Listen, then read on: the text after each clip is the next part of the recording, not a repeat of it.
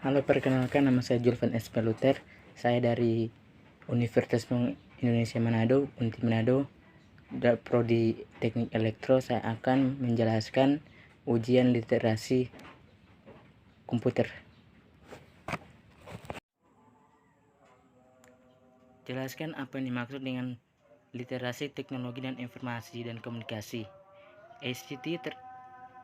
ACT literasi pada dasarnya penggunaan teknologi informasi sebagai alat untuk komunikasi dan temu kembali informasi. Dari pengertian di atas terdapat 5 aspek terkait. Ia merupakan integrasi dan aplikasi komponen kognitif dan teknis, yaitu A. Akses, mengatur tentang dan mengatur bagaimana untuk mengumpulkan dan atau menemukan informasi. B. Mengelola, merupakan skema klarifikasi atau organisasi. C. Mengevaluasi, memutuskan tentang kualitas, keterkaitan, kegunaan, atau efisiensi dari informasi. D. Menciptakan informasi baru dengan cara mengadopsi, menerapkan, mendesain, membuat, atau menulis informasi. Nomor 2. Jelaskan perkembangan komputer dari masa ke masa. Pengertian komputer secara umum. Sebenarnya untuk istilah komputer sendiri pada awal kemunculan bukan ditujukan kepada barang elektronik seperti sekarang ini. Istilah komputer digunakan sebagai julukan bagi mereka yang menguasai ilmu aritmatika.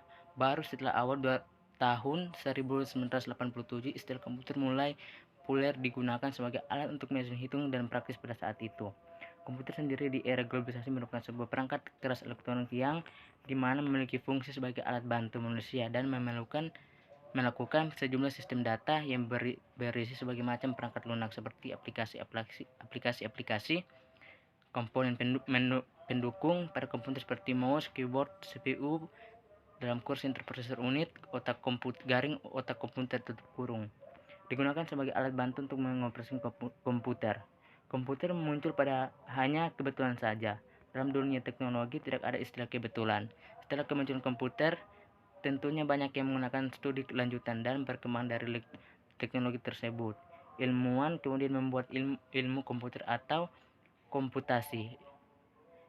Ilmu komputer merupakan studi tentang kasus selanjutnya yang berisi proses interaksi antara perangkat keras dan data secara cepat dan dapat dipresentasikan sebagai data untuk bentuk program. Ilmu pada komputer sendiri memiliki kemajuan perkembangan yang cepat sesuai zaman di mana komputer tersebut diciptakan. Ketika kita menggunakan komputer, tentu kita merasakan sekali begitu cepatnya program yang kita jalankan. Semua hal tersebut berkat inovasi para ilmuwan komputer dan mengembangkan kemajuan teknologi. Setelah membahas pengertian komputer secara umum, selanjutnya kami akan memberikan pembahasan mengenai sejarah dan latar belakang menciptakannya komputer. Karena dalam kemunculannya, kita tidak bisa memisahkan daripada sejarah di balik itu semua. Sejarah komputer dan latar belakang diciptakannya. Segala sesuatu yang mengarah ke teknologi tentunya tidak bisa dilepaskan dengan sejarah. Mengapa teknologi tersebut dibuat sebuah konsep dan inovasi dalam teknologi tidak lain memiliki peran untuk membantu mempermudahkan pekerjaan manusia. Manusia sebenarnya bisa melakukan semua kegiatan sendiri, akan tetapi tidak efisien dan banyak memakan waktu. Kemunculan komputer pertama kali diawali dengan era evolusi ilmiah sekitar 1543 sampai 1678 yang mendapat konsep pertama kali karena kemunculan mesin pada era itu. Salah satu mesin yang menjadi pengaruh besar adanya komputer adalah mesin hitung. Mesin hitung pertama kali ditemukan oleh Blaise Pascal sekitar tahun 1642 dengan peran Gottfried Leibniz sebagai ilmuwan penanda awal mula mesin industri muncul. Latar belakang komputer diciptakan bukan digunakan untuk sebagai hiburan semata seperti mesin video game atau sebagai alat bantu pengirim berkas pekerjaan email seperti sekarang ini. Tujuan utama dibuat komputer adalah untuk memecahkan masalah krisis angka yang serius pada tahun 1880. Keberhasilan komputer dan memecahkan masalah angka krisis cukup berhasil. Populasi di Amerika pada saat itu tumbuh sangat cepat sehingga membutuhkan data komputer. Sebelum kemunculan komputer, pemerintah Amerika Serikat membutuhkan waktu yang kurang lebih 7 tahun dalam menghitung manual sensus penduduk mereka yang saat itu. Ini menjadi bukti bahwa awal komputer diciptakan adalah sebagai alat hitung untuk cepat membantu mempercepat pekerjaan manusia. Sejarah komputer. Abacus sebagai hitung dan pertama kali. Abacus sebagai mesin hitung pertama kali. Abacus atau lebih sering disebut dengan sempoa merupakan alat hitung yang digunakan untuk keperluan matematika dasar dan sederhana secara tradisional seperti bentuk penjumlahan, pengurangan, perkalian hingga pembagian. Simpoa sendiri dalam penggunaan tidak memerlukan alat tulis karena simpoa hanya terbentuk papan hitung saja dan bisa digunakan langsung dalam praktiknya.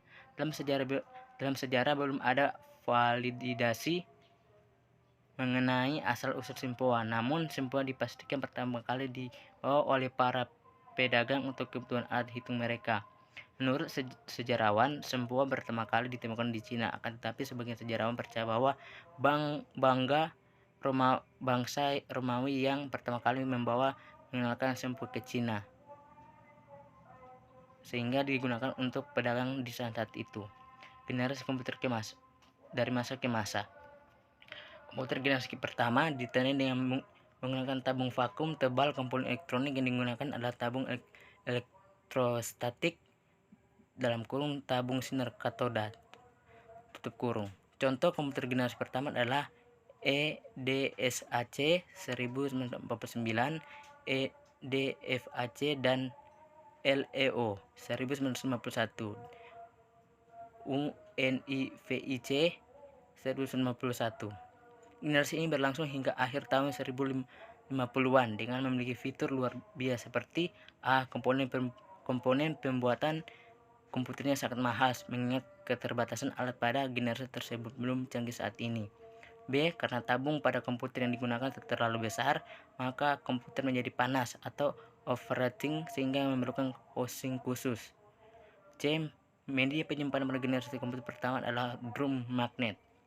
Komputer generasi kedua. Komputer generasi kedua ini ditandai dengan menyimpan drum magnetik, kemudian menggantinya dengan penggunaan transistor sebagai pengganti tabung vakum. Generasi kedua komputer hadir pada tahun 1960-an dengan sistem penggantian katup oleh transistor. Komponen pada generasi ini ada ICT dalam kurung ICL 1300 dan IBM 1401. Sama seperti generasi pertama, generasi kedua ini memiliki juga fitur komputer seperti A. Penyimpanan generasi kedua memiliki perbedaan dengan generasi pertama seperti ukuran drum magnetnya lebih kecil. B. Kapasitas penyimpanan internalnya sudah mulai ditingkatkan dengan proses mulai diukur dalam mikrodetik. C.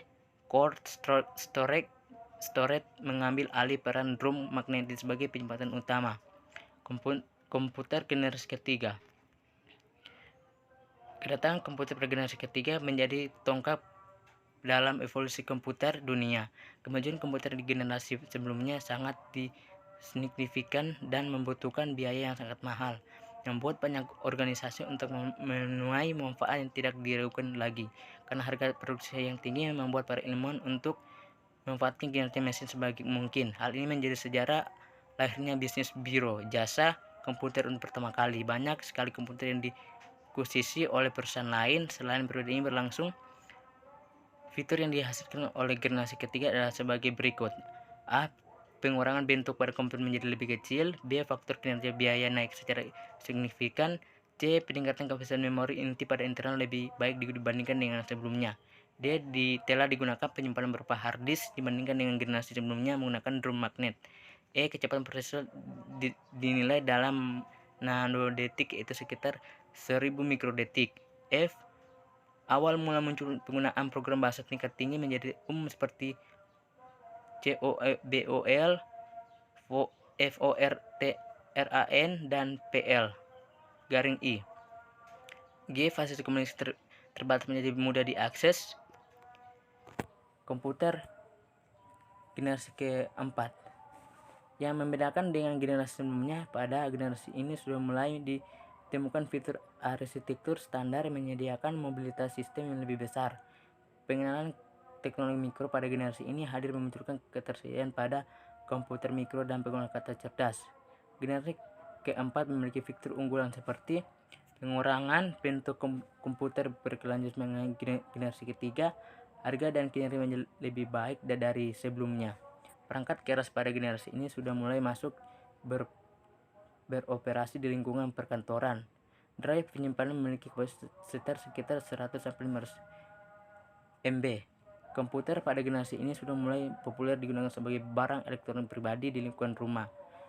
Komputer generasi kelima. Mungkin pada era globalisasi sekarang ini kita tengah memasuki masa generasi komputer yang kelima. Penggunaan komputer pada masa ini semakin canggih dan ditemukannya berbagai jenis ukuran sebagai konsep praktisan untuk penggunaannya. Jika generasi sebelumnya membutuhkan kabel sebagai penghubung agar komputer dapat bekerja, sekarang ini telah berubah menjadi bentuk nirkabel atau tanpa menggunakan kabel, seperti contoh pada inovasi laptop. Laptop memiliki konsep mudah dibawa kemana-mana dan praktis.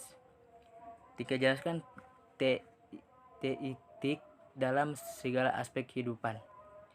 Meningkatkan layanan informasi jarak jauh, mengembangkan perdagangan melalui e-commerce, meningkatkan kualitas pelayanan pemerintah ke masyarakat untuk mempermudah kehidupan manusia.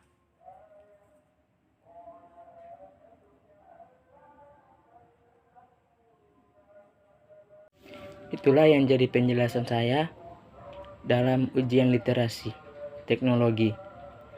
Ayo kita bergabung bersama-sama di Universitas Pembangunan Manado agar kita bisa meraih cita-cita kita bersama. UNPI tetap jaya.